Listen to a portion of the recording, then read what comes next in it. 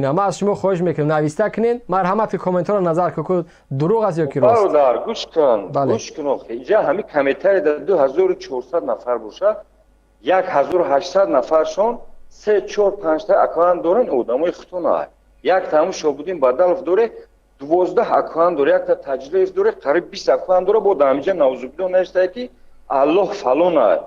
شما ختونه این قدمو اینا نگاه برادر عزیز نگاه که از همین وسط من جدا میکنم کامنت ها رو نظر که مردم برای جواب داد یا تاش گفته است من نمیخوام گپای خبی گفته ذکر کرده است دروغ میگه اینا خیلی بار نظر که کامنت ها رو خودت نظر که خودت جواب خلاصه خطاب بگی برادر عزیز چرا بحث میکنی مردم دروغ میگن شما دا گفته استم نه فکت ما شما دا گفته استم باور نمیکنی قبول فکت برادر خودم پول روی کردم گرفتن همون زمانده فکر تو قبول ما قبول کردیم راست میگی خودت شاید از تو شد یک بار همو یوتیوب نظر که کامنت ها رو نظر که برادر یک بار نظر که چی میگه خیر برادر ما با شما گفته استم با خودت خداحافظی میکنم بدل دوره نه مرا نه چی پیری بدل شو بودیم بدل دوره همجا در قریب 10 تا اکانت دارم خدمت اومده نوشته سرخه همین آدم کم ترک اخفش کنم جمع میفهمه که چیه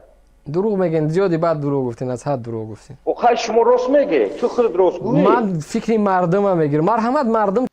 دپوتات مردمی را دیده در برنامه صدای مردم از جانب فیکای کمیته یتیموف معرفی میکنند. سلام و درود به تماشابینان شبکه فیسبوک. امیدوارم که همه کس خوب باشه و صحت سربلند باشه و یک چند نقطه را ذکر کردنی بودم که هفته قبلی روز شنبه در برنامه صدای مردم یک نفر از کمیته یتیموف و سپیسافکای مهاجری پوشیده و برآمده است حمایت از رژیم رحمانوف میکند و اون نفر میگوید که شبنم بدلوف زیاده از 10-12 اکانت دارد و مبارزه میبرد و گویا که من در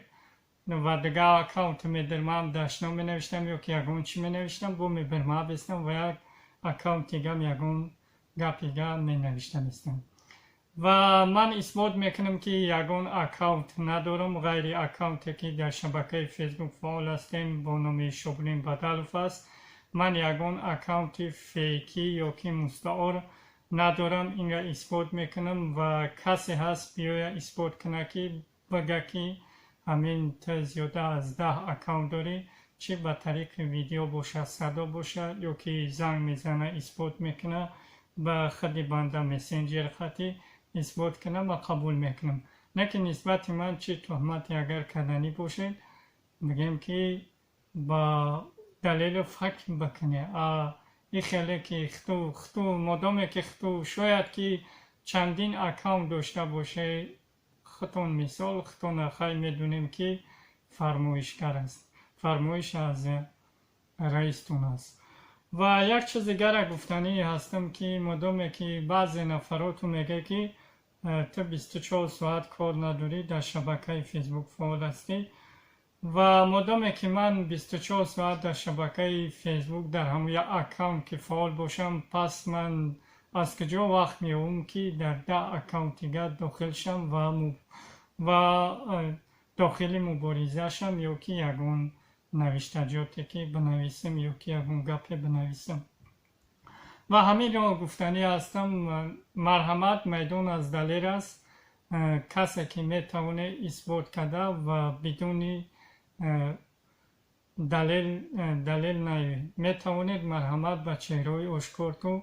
چکار کنید با طریق ویدیو قطعی برای اثبات کنید که من 10 اکاونت دارم